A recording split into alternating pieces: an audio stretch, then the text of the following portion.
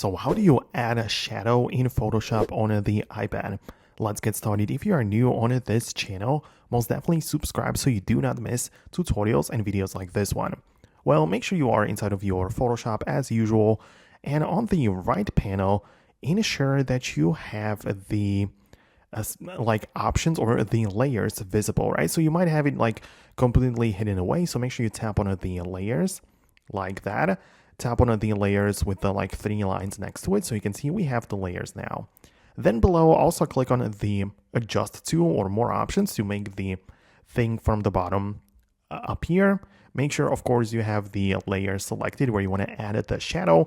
Now you can see we have the blending options and whatnot, but one of the things below, we also have the effects, right? So when you click on add layer effect, it will give you the ability to either add a stroke or drop shadow.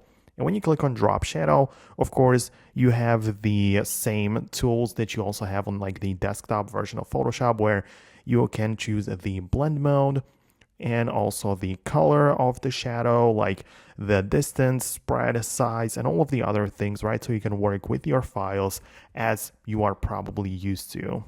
Now, this is the general approach. Of course, you can also turn off the use global light and change the angle of that. So if you want to be really professional with your shadows, this is where you can control it. But that would be about it from me. Let me know in the comments below if you managed to find it and make it work. Subscribe for these quick tutorials like this one, and I'll talk to you later in the future videos.